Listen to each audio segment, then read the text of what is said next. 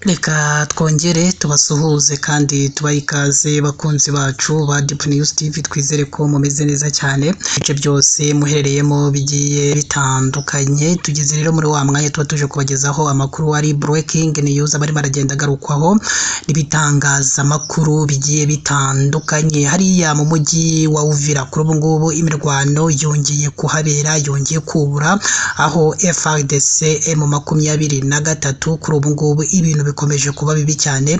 Hariya mu mujyi wa Uvira byagenze gute, ni bande baba bakomerekeye mu rero byose byo tuje kugenda tubasobanurira muri aya makuru yacu twabateguriye hano kuri Deep News TV. Reba hano handitse ijambo subscribe kugira ngo ujye uhora ubona amakuru yacu tuba twabateguriye hano kuri Deep News TV.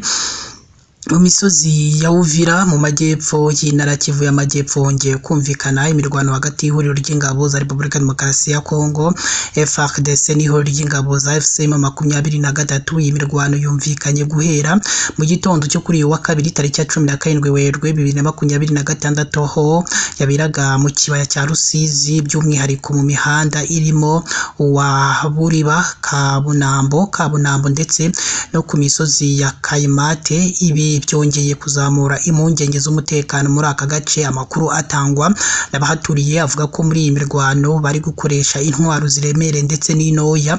Abaturage benshi bo mu duce twa Biriba, Kabunambo bahunze berekeza mu mujyi wa Sange, mu gihe abo mu gace ka Runingu abo bahungiye mu mujyi wa Kibira. Kugeza ubu nta raporo irambuye iratangazwa ku mubare w'abamaze kugerwaho n'ingaruka n'iyi mirwano, haba bapfuye cyangwa abakomerekeye muri iyi mirwano. Bertrand Bisimwa, perezida wa M23, yatangaje abinyujije ku rukuta rwe rwa X, yongeye kugaragaza ko leta ya RDC yahisemo imirwano birengagije amasezerano y'amahoro yahasinyiwe. Ati ubutegetsi bwa Kinshasa bwahisemo inzira y'intambara, buvuga ko ibyo bwiyemeje iduha nta gaciro bifite kuri bo.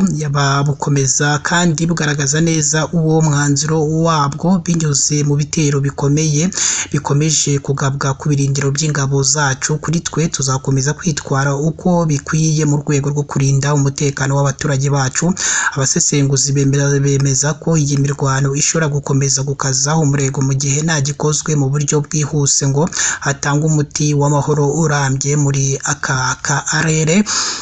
Amakuru kandi ahari akomeje kugenda acicikana ku mbuga nkoranyambaga nuko muri iyi mirwano AFC 23 yasubije inyuma igisirikare cya Kongo ndetse na Wazalendo, ngo abazalendo benshi bahaburiye ubuzima, nk'uko nyine amakuru aturuka hariya muri Repubulika Demokarasi ya Kongo atugera hano kuri Deep News TV akomeza abivuga. Niyo mpamvu rero natwe tutaba twicaye, dukomeje kugenda tubakurikirana byinshi mu bikubiye muri aya makuru tuba twabagiye tubategura cyangwa tuba turimo turabashakira. Turakomeza tubakurikiranira iby'iyi mirwano irimo irabera hariya mu mujyi wa Uvira. Ese ababa bakomerekeyemo ni bangahe? Nibyo tuje kugenda tubacukumburira kugira ngo tuze kubigaruka mu makuru yacu y'ubutaha. Reba hano handitse ijambo subscribe kugira ngo tujye dukomeza tubane muri aya makuru yacu buri gihe tugenda dutambutsa no kuri Deep News TV.